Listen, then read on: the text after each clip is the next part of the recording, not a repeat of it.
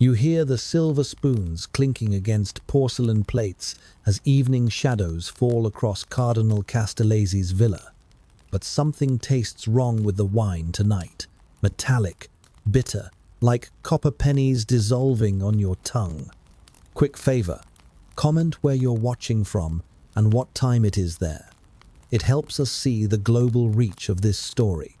This dinner party on August 5th, 1503, would trigger the most dramatic papal death in Renaissance history, toppling the most corrupt dynasty ever to control the Vatican. The summer heat in Rome had been merciless that year, driving even the hardiest citizens to seek refuge in shaded courtyards and villa gardens outside the city walls. Cardinal Adriano Castellesi had extended his invitation to Pope Alexander VI and the papal son Cesare Borgia, not out of genuine friendship, but from the calculated deference that kept ambitious churchmen alive in Borgia-controlled Rome. The dining chamber at Castellesi's villa buzzed with the usual mix of Latin prayers, Italian gossip, and Spanish curses that characterized any gathering where the Borgia family held court. Alexander VI, born Rodrigo Borgia in Spain over 7 decades earlier, dominated the dinner conversation with his characteristic blend of charm and menace. His voice still carried the commanding resonance that had intimidated kings and cardinals for 11 years of papal rule, though those closest to him noticed how the Pope's once athletic frame had thickened with age and indulgence. The jeweled rings on his fingers caught the candlelight as he gestured expansively, discussing military campaigns in the Romagna with the casual brutality of a man who had ordered countless executions. Cesare, seated at his father's right hand, appeared unusually subdued for a commander who had earned the nickname Il Valentino through a combination of military genius and shocking cruelty. At 28, he possessed the dark handsomeness that had made him legendary among Roman courtesans, but tonight his olive complexion seemed pallid in the flickering light. The younger Borgia picked at his food with uncharacteristic restraint, occasionally shooting glances toward the villa's windows as if expecting unwelcome visitors. What none of the dinner guests could have anticipated was how swiftly their evening of political maneuvering would transform into a medical catastrophe that would reshape the balance of power across Europe. The meal itself followed the elaborate protocols demanded by papal presence. 7 courses served on gold plate, wine poured by trusted servants, each dish sampled by tasters before reaching the papal table.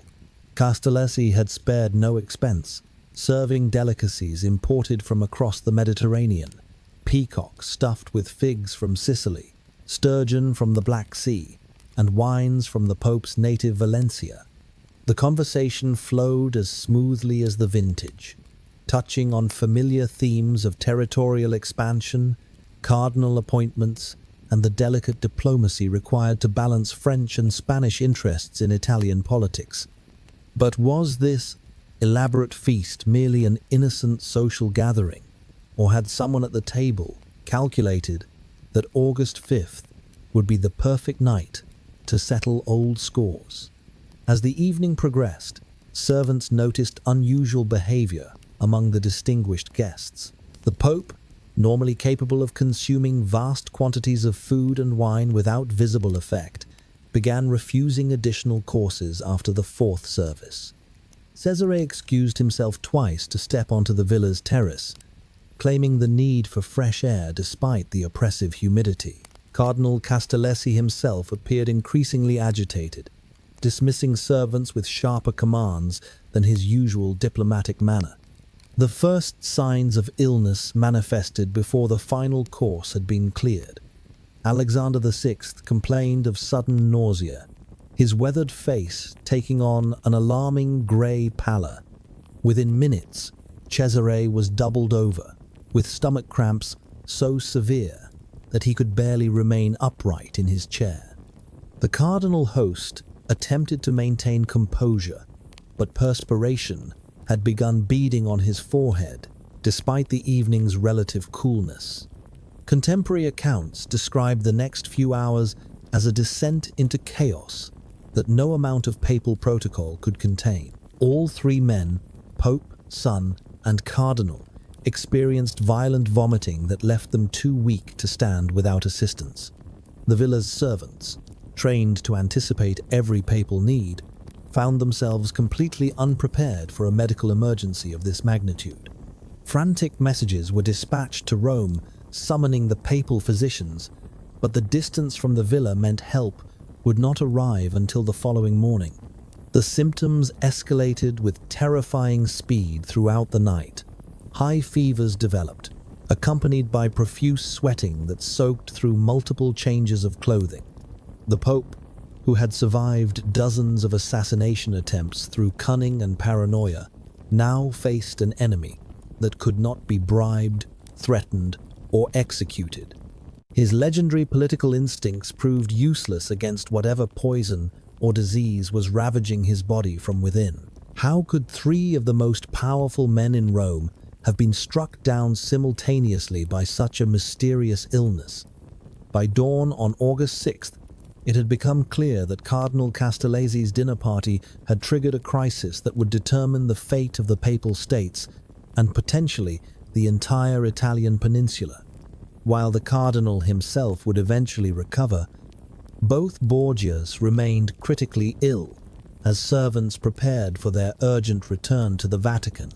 The political vultures were already circling, sensing that the Borgia dynasty's iron grip on papal power might finally be loosening. As the papal litter-bearers struggled to transport Alexander VI's fevered body back toward Rome, none of the witnesses could have imagined the grotesque spectacle that would unfold over the following 13 days. A death so horrible that it would become legendary across Europe, spawning rumors of demonic possession, divine retribution, and political assassination that persist to this day. But first, the dying Pope had to survive the journey back to the Vatican, where his enemies were already sharpening their knives. The papal litter rocks violently as it passes through the Vatican gates on August 7th, each jolt sending waves of agony through Alexander VI's fever-racked body, while his ragged breathing echoes off the ancient stone walls.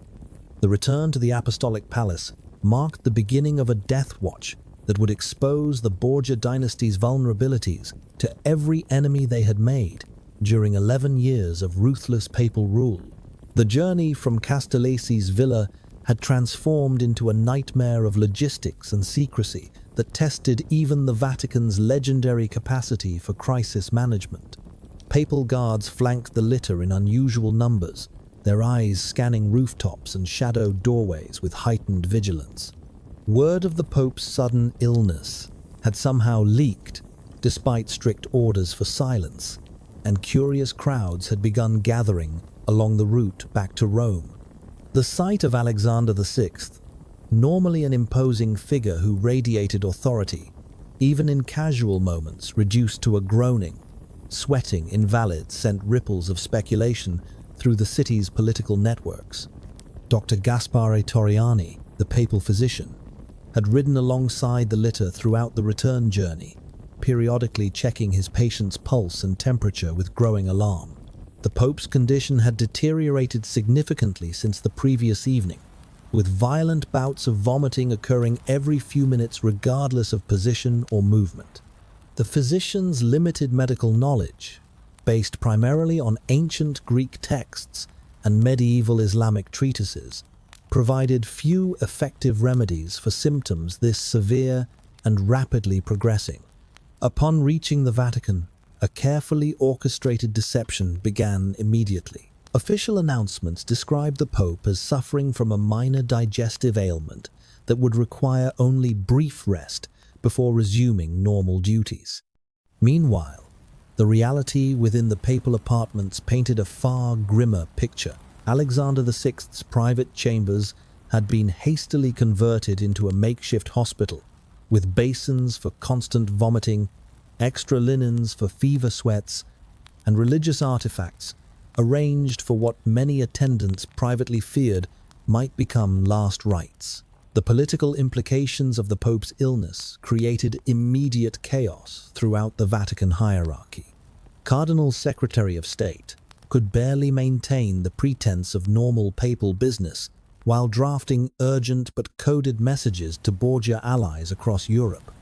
The College of Cardinals, many of whom harbored deep resentments against Borgia family rule, began subtle maneuvering for advantage should the unthinkable occur. Every decision, from routine administrative matters to crucial diplomatic responses, now carried the weight of potential succession politics. But how could a dynasty built on such calculated ruthlessness have been brought low by something as mundane as food poisoning? Cesare Borgia's parallel illness complicated an already dangerous situation exponentially. The papal son, who served as both military commander and political enforcer for his father's regime, found himself bedridden in chambers adjacent to the Pope's own sick room. His condition mirrored Alexander VI's symptoms almost exactly: burning fevers that spiked above 103 degrees, uncontrollable vomiting that left him dehydrated and weak, and profuse sweating that required hourly changes of clothing and bedding. The absence of Cesare's intimidating presence removed the primary deterrent that had kept potential conspirators in check for years.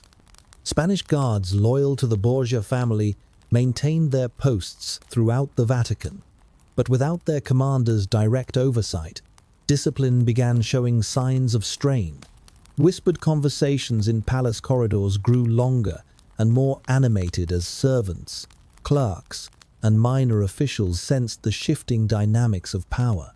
Dr. Torriani applied the standard medical treatments of early 16th century Europe with desperate intensity.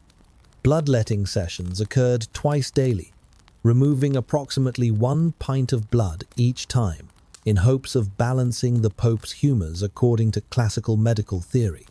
Cold compresses soaked in vinegar and rosewater were applied to the fevered brow, while herbal concoctions based on medieval recipes were forced down Alexander VI's throat between vomiting episodes. None of these interventions provided meaningful relief, and some likely worsened the patient's condition by further depleting his strength. The Pope's famous appetite, legendary even among Renaissance standards of indulgence, completely vanished by August 9th. Palace kitchens that normally produced elaborate multi-course meals for papal consumption now struggled to find anything the dying pontiff could keep down for more than minutes. Broths, watered wine, and blessed communion wafers all met the same fate, expelled violently within moments of consumption. The sight of Alexander VI, who had dominated European politics through sheer force of personality, reduced to helpless retching, shocked even hardened Vatican veterans. What medieval demon could have possessed two of Europe's most powerful men simultaneously? Or was something far more earthly at work? By August 11th, the Pope's condition had deteriorated to the point where maintaining normal papal duties became impossible. Consistory's formal meetings of the College of Cardinals had to be cancelled when Alexander VI proved unable to sit upright for more than minutes at a time. His breathing had grown increasingly labored, with each breath requiring visible effort from a man who had once commanded attention through voice projection alone. The papal apartments echoed with the sounds of suffering that no amount of incense or prayer could mask. Palace physicians consulted every available medical text, from Hippocrates to Avicenna, searching for treatments that might reverse their patients' decline. Experimental remedies included applications of precious stones believed to have healing properties, blessed relics touched to fevered skin, and even desperate attempts at exorcism when medical science proved inadequate. The Pope's legendary political cunning remained sharp during brief, lucid moments, but these periods of clarity grew shorter and more infrequent as the mysterious illness tightened its grip. As August 11th turned to August 12th, Vatican insiders began preparing for possibilities that had seemed unthinkable just days earlier. You watch helplessly as the most powerful man in Christendom struggles to lift his head from silk pillows soaked in fevered sweat, his once commanding voice reduced to barely audible whispers that rattle with each labored breath. This deterioration marked the point where Alexander VI's physical collapse began triggering an irreversible political avalanche that would reshape the balance of power across Renaissance Europe. The morning of August 11th brought no relief to the papal sick room, where the stench of illness now overpowered even the strongest incense burners strategically placed throughout the chamber.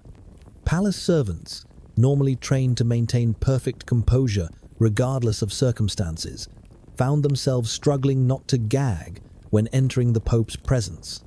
The man who had once intimidated kings with his piercing gaze could no longer focus his eyes for more than seconds at a time. His pupils dilated and unfocused as fever ravaged his aging brain. Dr. Torriani's medical journal from this period, preserved in Vatican archives, reveals the growing desperation of a physician watching his most important patient slip beyond the reach of 16th century medicine.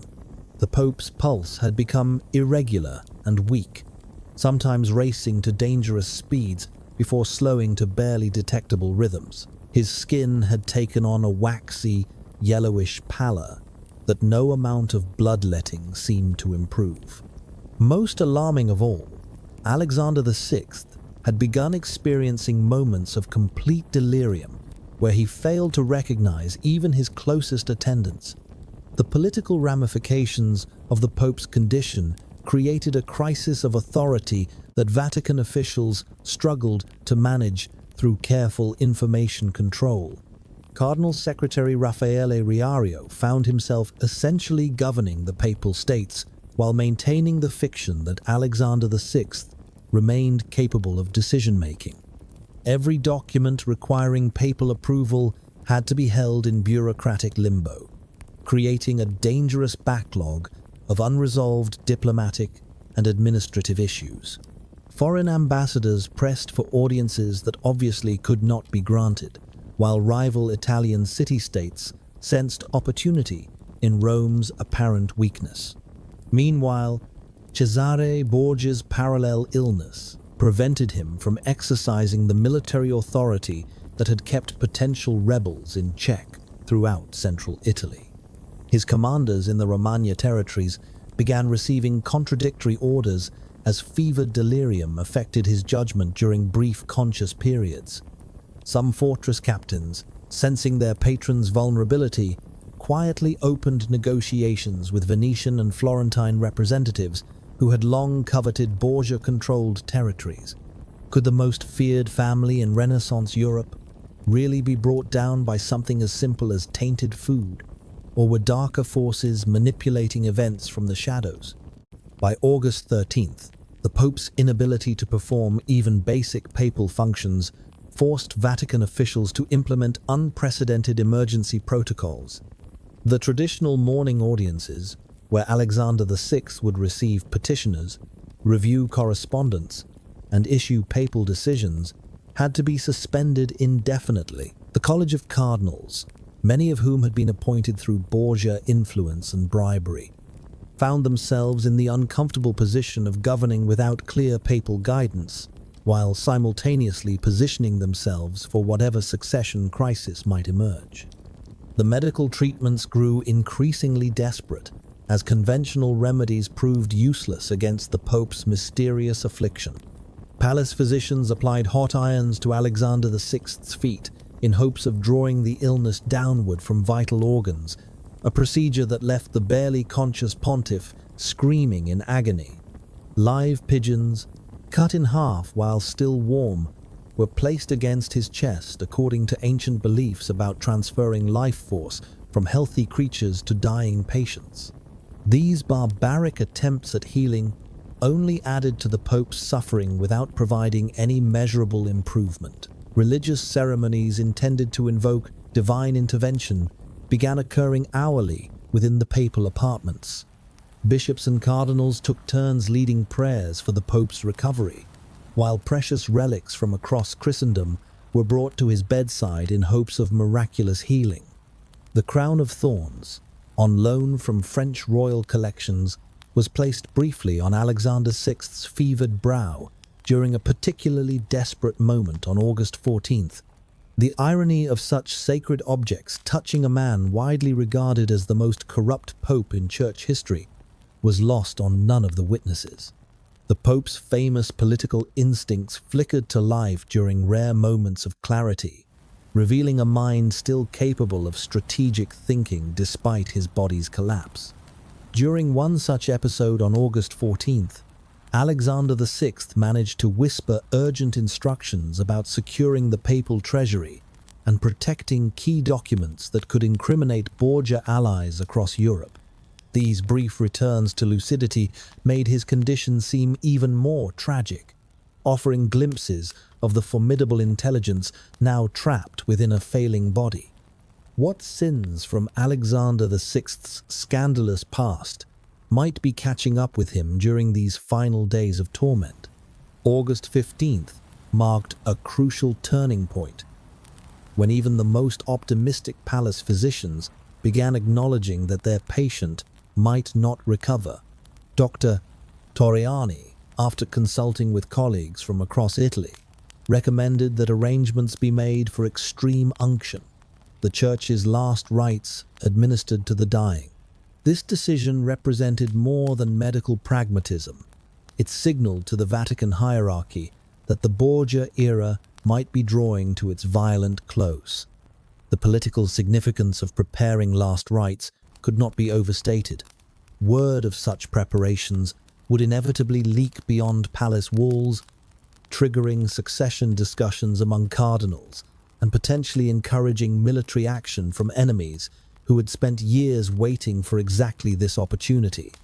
Bishop Giovanni Canali was summoned to perform the sacred ceremony, bringing with him the holy oils and blessed implements required for a papal deathbed. As evening shadows lengthened across the papal apartments on August 15th, Alexander VI received extreme unction with the dignity befitting his office, though witnesses noted how his hands trembled uncontrollably as he attempted to make the sign of the cross. The sacred ritual provided spiritual comfort, but could not address the political chaos already spreading throughout Rome as news of the Pope's condition finally began reaching the streets. The dying pontiff had perhaps hours or days remaining, but his enemies were already sharpening their knives for what promised to be the bloodiest papal succession in centuries. The night of August 17th brings a new horror, as servants discover the papal sheets soaked through with sweat, so dark it appears almost black against the white linen, staining everything it touches. This grotesque symptom marked the beginning of Alexander VI's final descent into a death so revolting that witnesses would struggle to describe it for decades afterward. The transformation of the Pope's condition on August 17th shocked even the palace physicians who had witnessed every stage of his decline over the previous 12 days. What had begun as violent vomiting and high fever now escalated into symptoms that defied medical explanation, according to 16th century understanding. The mysterious black perspiration appeared suddenly after sunset, seeping from Alexander VI's pores with such profusion that servants had to change his bedding every few hours throughout the night. Dr. Torriani documented this phenomenon with clinical fascination mixed with obvious revulsion. The dark fluid possessed a consistency unlike normal sweat, leaving oily stains on fabric that refused to wash clean, even with the strongest soaps available to palace staff. More disturbing still was the odor accompanying these secretions, a sickly sweet smell reminiscent of rotting fruit that no amount of ventilation could dispel from the papal chambers. Servants assigned to the sick room began requesting transfers to other duties, claiming the stench made them physically ill. Cesare Borgia, though still fevered and weak, had recovered sufficiently to assume control over access to his father's deathbed. From his own sick room adjacent to the papal apartments, the younger Borgia issued precise instructions about who could enter the dying pope's presence, and for how long. This strategic positioning allowed him to monitor potential threats while gathering intelligence about succession plans already circulating among ambitious cardinals. Despite his illness, Cesare's political instincts remained as sharp as ever, recognizing that his family's survival depended on controlling information during these crucial final days. The College of Cardinals faced an unprecedented dilemma as they watched the Borgia dynasty's grip on papal power literally dissolving before their eyes. Many cardinals owed their appointments to Alexander VI's nepotistic policies and feared retribution from whoever might succeed him. Others, particularly those with family connections to previous popes, saw opportunity in the Borgia's weakness, but had to balance ambition against the risk of moving too early. Cardinal Giuliano della Rovere, the future Pope Julius II, emerged as the informal leader of anti-Borgia sentiment, while carefully avoiding actions that might be construed as treasonous while Alexander VI still lived. But what dark forces could cause a human body to literally weep black fluid? And was this divine punishment for the Borgias' countless sins? The severe dysentery that accompanied the black sweats created additional horrors within the papal sick room. Alexander VI's bowel movements became uncontrollable and increasingly bloody, requiring constant attention from servants who struggled to maintain any semblance of papal dignity amid such revolting circumstances. The combined stenches of infection, blood, and bodily waste overwhelmed even the most dedicated attendants, forcing palace officials to rotate staff assignments hourly to prevent them from fainting or vomiting themselves. Palace life outside the papal apartments began showing signs of severe strain as the reality of impending succession penetrated every level of Vatican hierarchy. Lower-ranking clerks and servants, sensing the approaching end of Borgia patronage, quietly began removing personal possessions and preparing for potential unemployment. Kitchen staff reported unusual activity in noble households throughout Rome, as various factions stockpiled supplies for what many expected would be violent succession disputes. The Spanish guards remained loyal to Cesare's commands, but their discipline showed signs of weakening as rumors spread about unpaid wages and uncertain futures.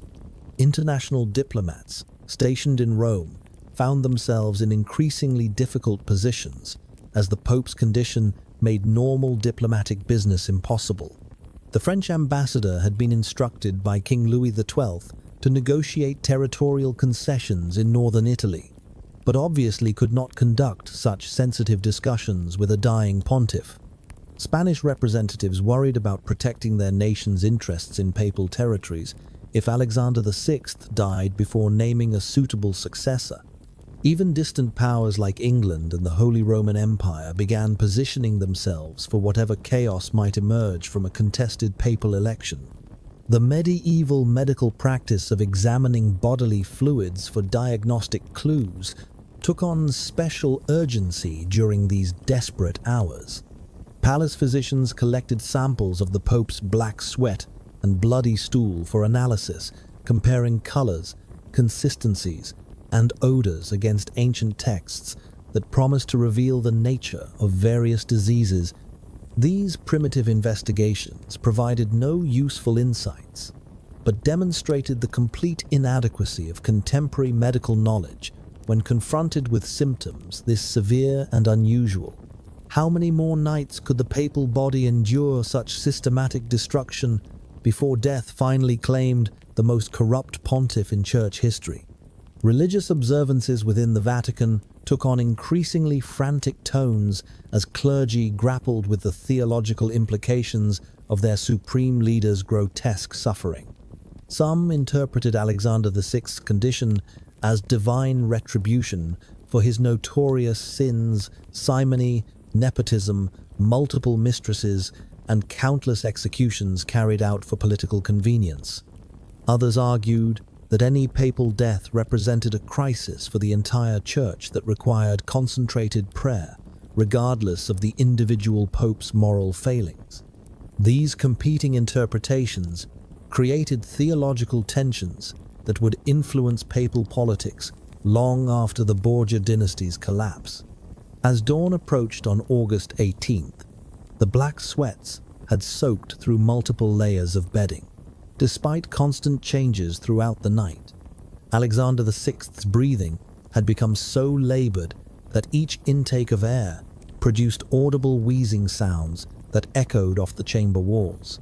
Palace staff whispered that the Pope might not survive another day, while political conspirators throughout Rome sharpened their plans for seizing power the moment death finally released its grip on the dying pontiff.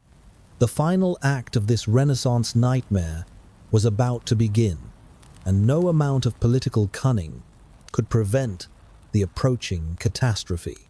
The papal breathing stops mid-wheeze at 5 o'clock on August 18th, leaving behind only the drip of bodily fluids and the distant sound of servants already ransacking the outer chambers for valuables. This moment of death triggered the most chaotic succession crisis in papal history, as Alexander VI's corpse lay abandoned while his household staff prioritized looting over loyalty. The final hours of August 18th unfolded with a grotesque inevitability that no amount of medical intervention could prevent. Alexander VI's condition had deteriorated throughout the morning into symptoms that defied every known treatment in the Renaissance medical arsenal. His abdomen had become severely distended, pressing against his ribs with such force that breathing required enormous effort from muscles already weakened by nearly 2 weeks of constant illness. The Pope's lips had begun splitting from dehydration and fever, while his tongue had turned an alarming black color that made speech nearly impossible. Dr. Torriani's final medical observations, recorded just hours before the Pope's death, paint a clinical picture of complete systemic failure. The patient's pulse had become so weak and irregular that finding it required several minutes of careful examination.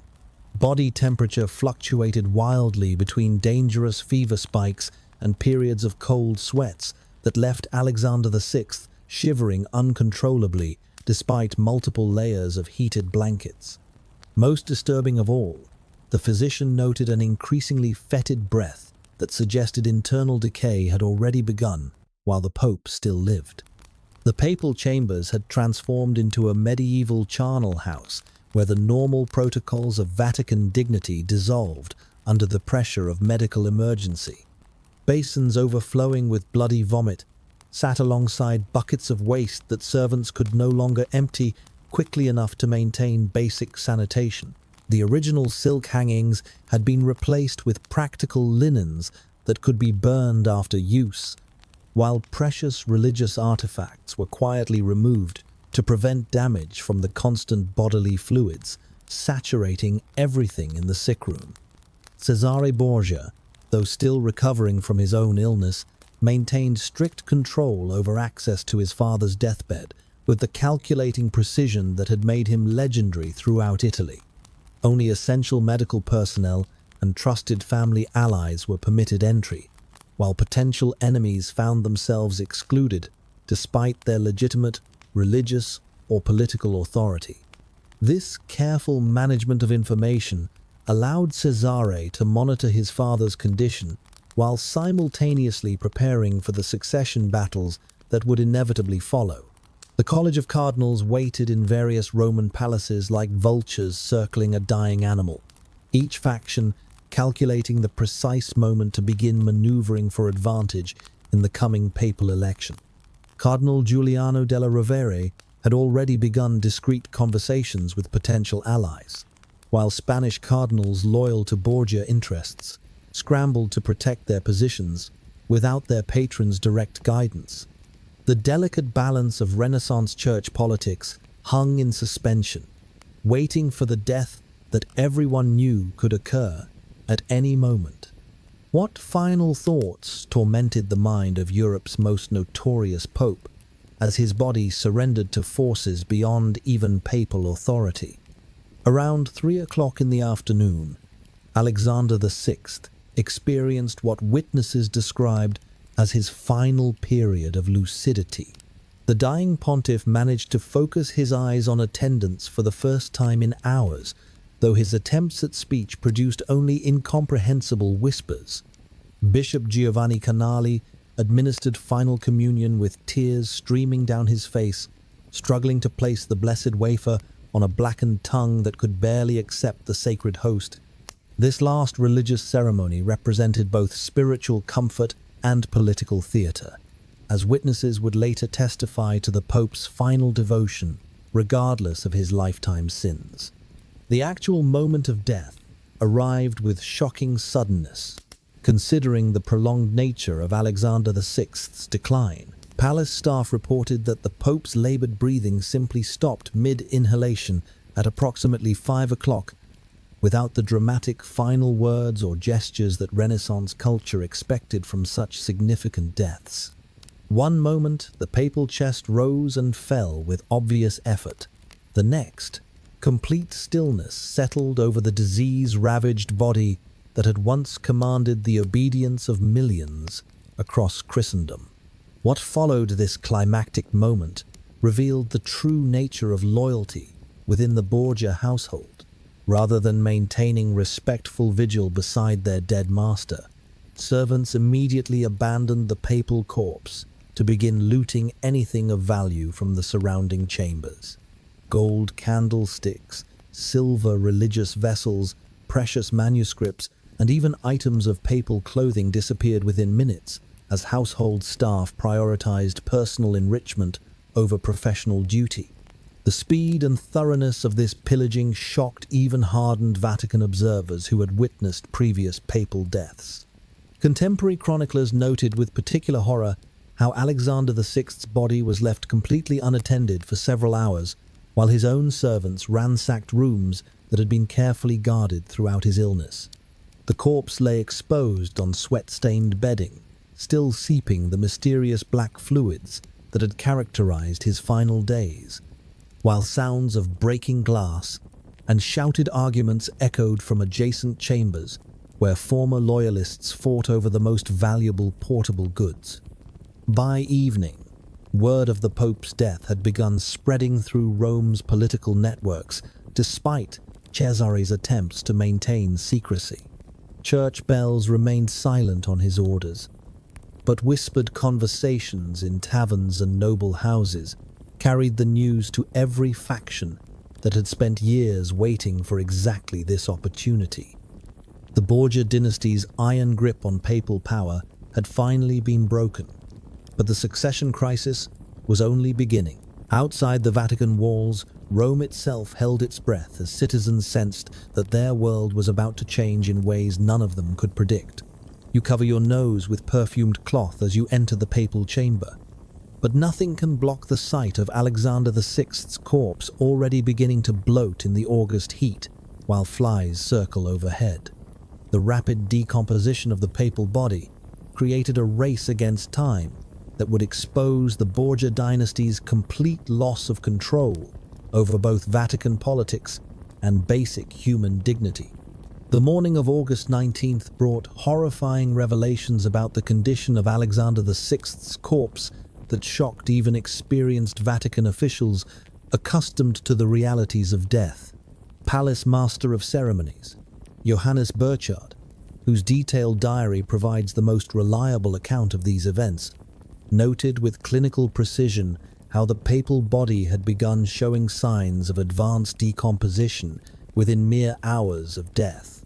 Most disturbing of all, he documented the appearance of what appeared to be small worms already visible in the Pope's gums, a phenomenon that medieval medicine interpreted as evidence of divine judgment against particularly sinful souls. The August heat in Rome, always oppressive during the height of summer, had transformed the papal chambers into a furnace that accelerated the natural processes of bodily decay with frightening speed. Despite efforts to cool the room with wet linens and strategic ventilation, the temperature inside the Vatican's thick stone walls remained stifling. The combination of heat, humidity, and the mysterious black fluids still seeping from Alexander VI's corpse created conditions that overwhelmed even the strongest stomachs among palace staff. Word of the Pope's death had finally reached the College of Cardinals during the early morning hours. Despite Cesare Borgia's attempts to control information flow, cardinal after cardinal arrived at the Vatican throughout the day, ostensibly to pay respects to their deceased pontiff, but actually to assess the political situation and begin positioning themselves for the succession battle ahead. Many of these high-ranking churchmen found themselves physically unable to remain in the papal presence for more than minutes due to the overwhelming stench emanating from the rapidly deteriorating corpse.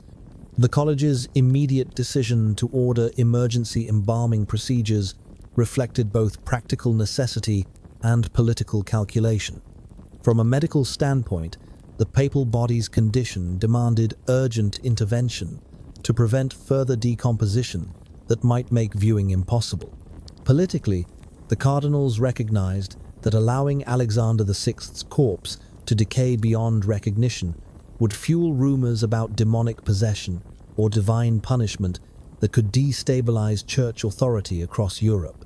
The embalming had to proceed immediately, regardless of normal protocols or ceremonial considerations. But how could the church maintain dignity around a papal death that seemed designed by Providence itself to expose every corruption of the Borgia era? Professional embalmers summoned to the Vatican on August 19th encountered conditions unlike anything in their extensive experience with noble and royal deaths. The papal corpse had already begun the grotesque process of post-mortem bloating, with gases building inside the body cavity, causing visible distension of the abdomen and face.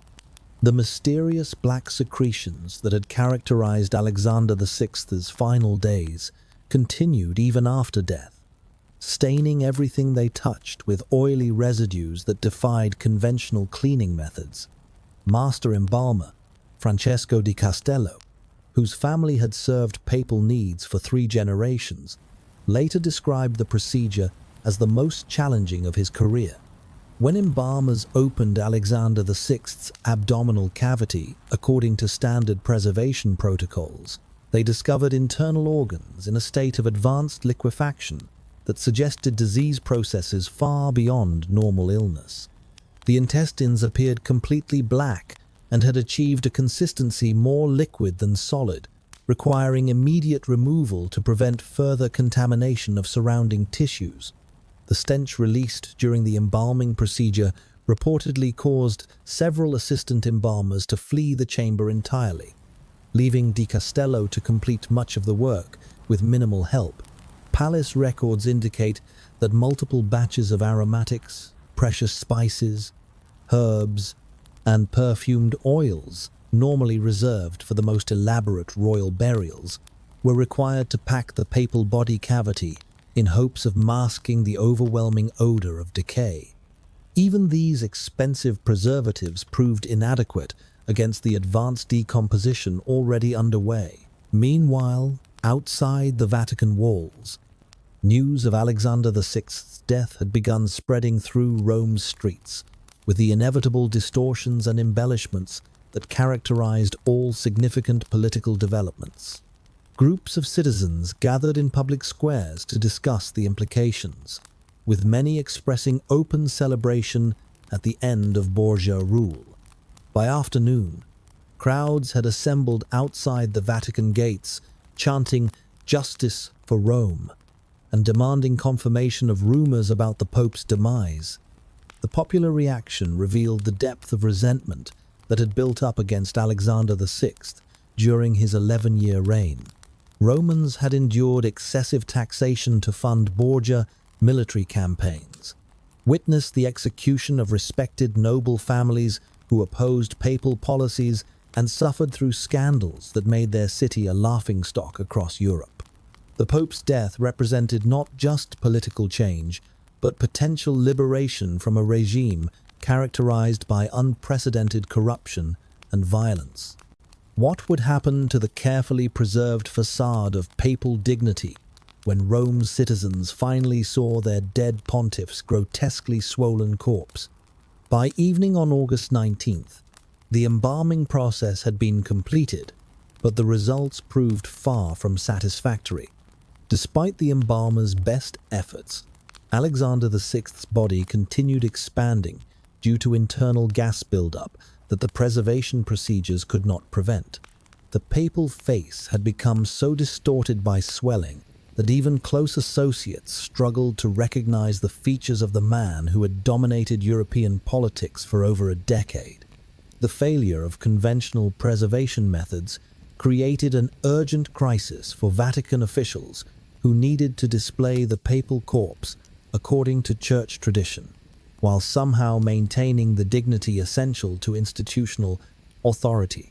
Time was running out before decomposition would make any public viewing impossible, but the current condition of Alexander VI's remains seemed hardly suitable for the solemn ceremonies that papal deaths typically required. Tomorrow would bring the horrifying spectacle of Romans finally seeing what had become of their notorious pope. You press forward through the crowd at St. Peter's Basilica, desperate to glimpse the papal corpse, but the sight that greets you defies every expectation of death's dignity or papal majesty. This public viewing would become the most shocking spectacle in Vatican history, as Romans finally witnessed the grotesque reality of their dead pontiff's condition. The morning of August 20th brought unprecedented scenes to St. Peter's Basilica, as Vatican officials prepared for the traditional papal lying in state that church protocol demanded, regardless of circumstances. The ancient basilica, which had witnessed the deaths of countless popes over more than a millennium, had never hosted a corpse in such advanced decomposition or under such politically charged conditions. Palace staff worked frantically throughout the early hours, arranging ceremonial elements, candles, religious banners, honorary guards, while struggling to mask the overwhelming stench that seemed to seep through even the sealed papal coffin. The wooden casket itself had presented immediate challenges that revealed the extent of Alexander VI's post-mortem transformation. Master carpenter Antonio Bellacorte, commissioned to construct the papal coffin according to traditional specifications, discovered that his carefully measured dimensions proved entirely inadequate for the grotesquely swollen corpse. The Pope's body had expanded so dramatically during the night that fitting it into even an oversized casket required physical force that compromised every aspect of funeral dignity.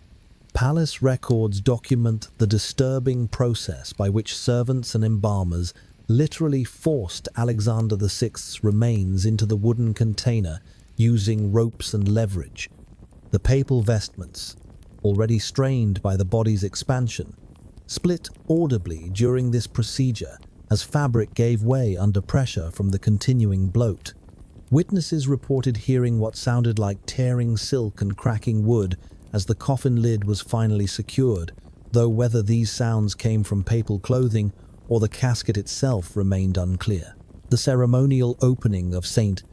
Peter's doors to the Roman public occurred at precisely 10 o'clock, following ancient traditions that granted citizens the right to view their deceased pontiff, regardless of political circumstances.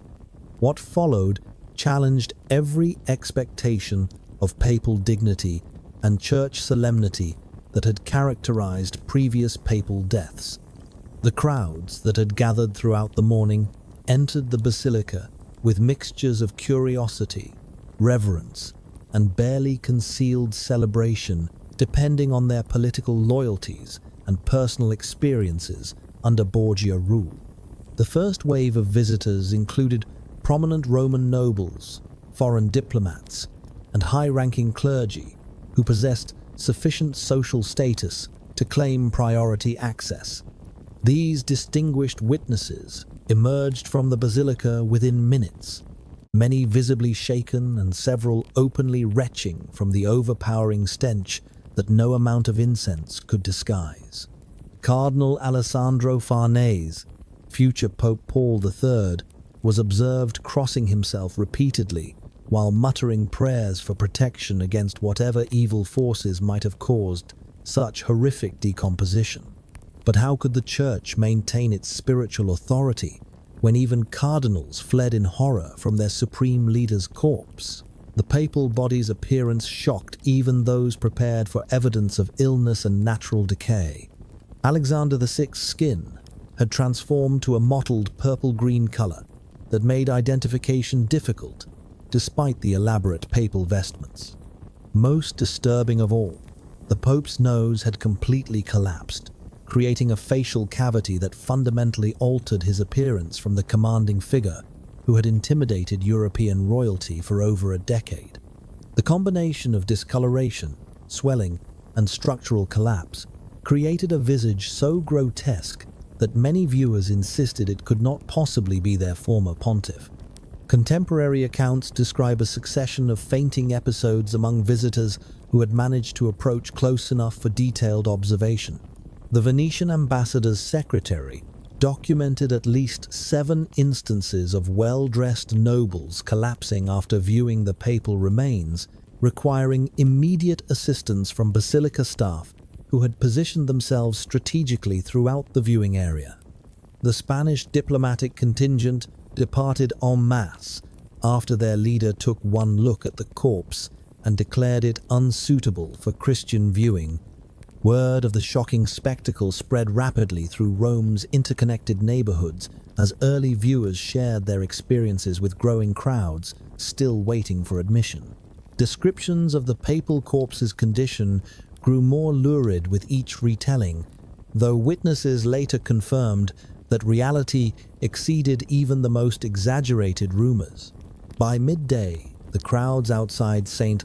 Peter's included significant numbers of Romans who had come specifically to witness the downfall of a dynasty they had grown to despise. The basilica staff found themselves managing an increasingly unruly situation as public viewing continued throughout the afternoon. Groups of young Romans began laughing and pointing at the papal corpse, behavior that would have been unthinkable during previous papal deaths when genuine reverence characterized such ceremonies. Some visitors openly celebrated Alexander VI's demise, making crude jokes about divine justice and Borgia corruption that echoed off the sacred walls of Christianity's most important basilica. Palace officials recognized that allowing the public viewing to continue much longer would completely undermine whatever dignity remained around the papal death. The combination of overwhelming stench, grotesque appearance, and increasingly disrespectful crowd behavior threatened to transform a religious ceremony into a carnival of mockery that would damage church authority throughout Europe. By evening, urgent consultations were underway about accelerating burial plans regardless of traditional protocols. As darkness fell over Rome, the Borgia dynasty's reputation lay in ruins, alongside Alexander VI's decomposing corpse. The coffin splits audibly under the weight of expanding gases as pallbearers struggle down the steps of St. Peter's, leaving a trail of putrid fluid that dogs follow eagerly while horrified mourners scatter in all directions. This final degradation completed Alexander VI's transformation from Europe's most feared pontiff into a cautionary tale about power's ultimate limitations against mortality and divine judgment. The morning of August 23rd brought desperate urgency to funeral preparations that church officials could no longer delay despite the continuing deterioration of the papal remains. 3 days of public viewing had proved sufficient to satisfy both religious protocols and morbid curiosity, but extending the ceremonies any further risked complete destruction of papal dignity. Vatican Master of Ceremonies Johannes Burchard noted in his diary that the stench from Alexander VI's corpse had begun penetrating adjacent chambers of St.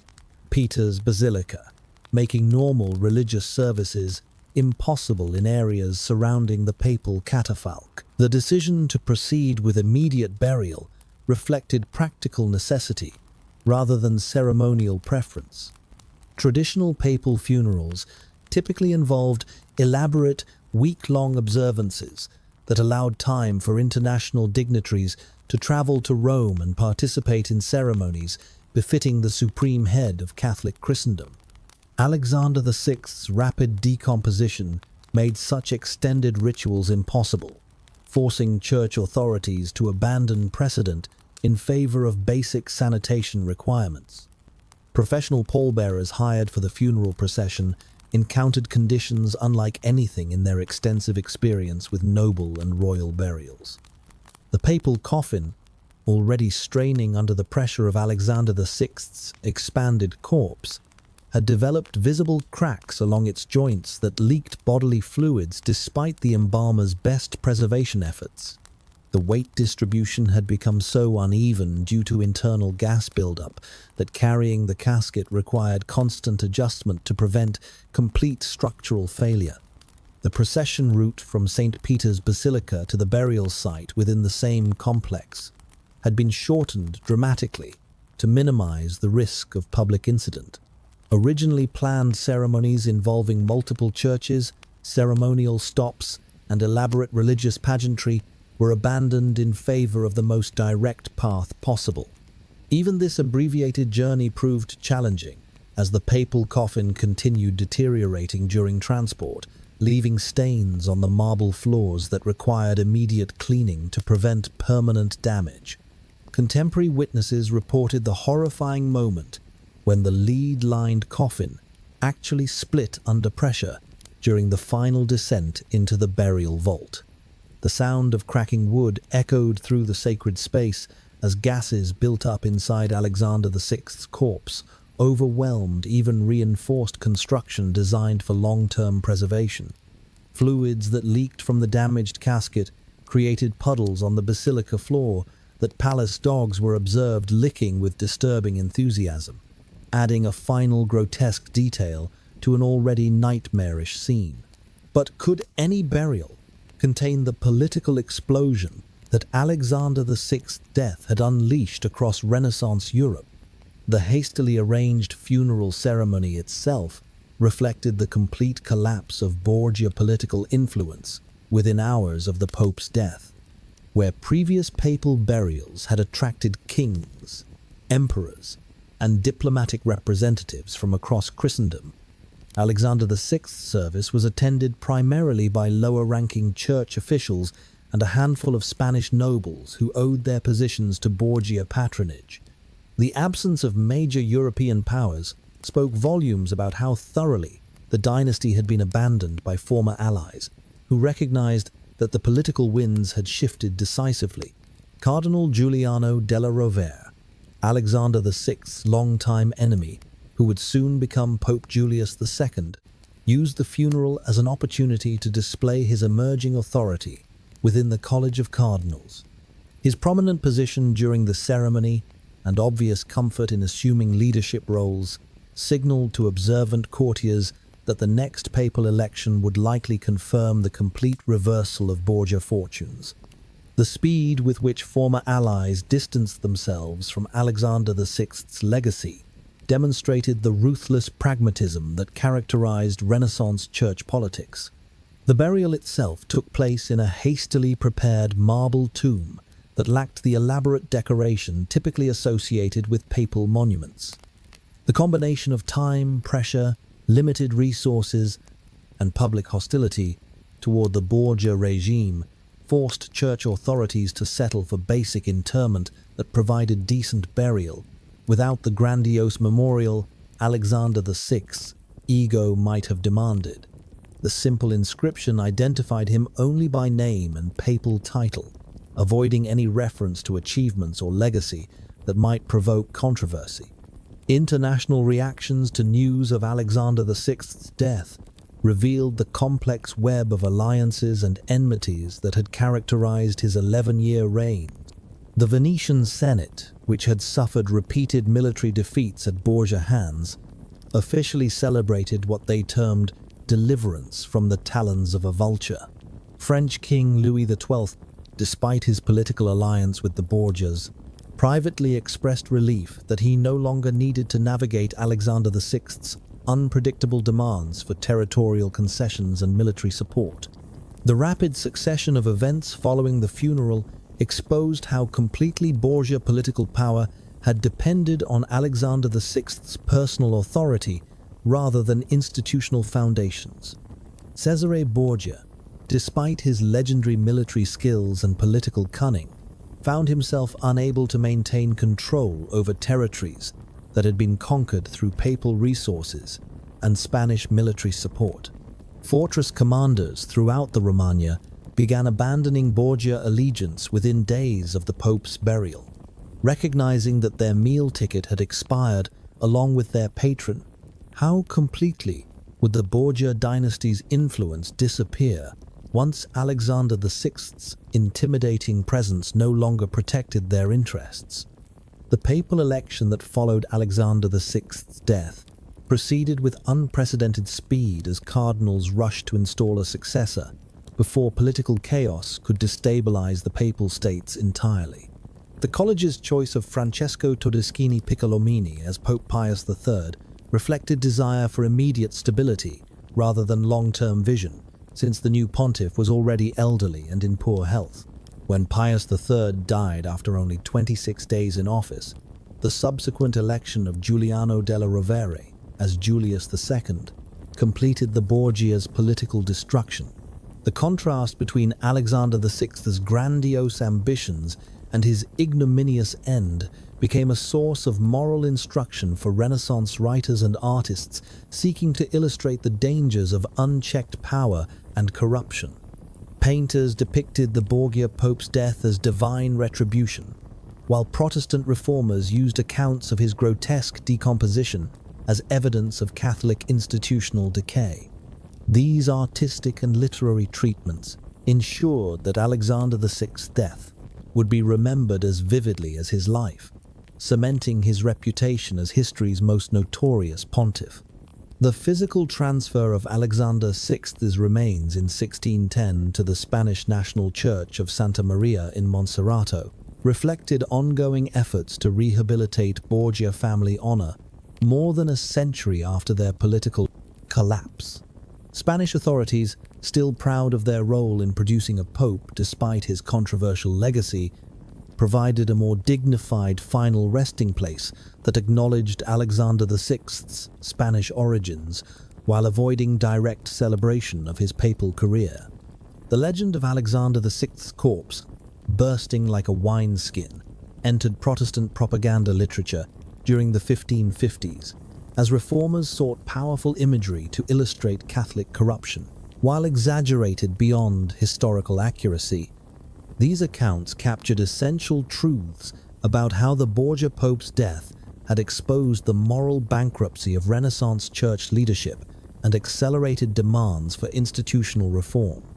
Ultimately, Alexander VI's horrific death marked not just the end of his personal reign, but a fundamental transformation in how papal authority would function in the centuries that followed, as the Church gradually moved away from the secular political ambitions that had characterized the Borgia era toward more purely spiritual concerns.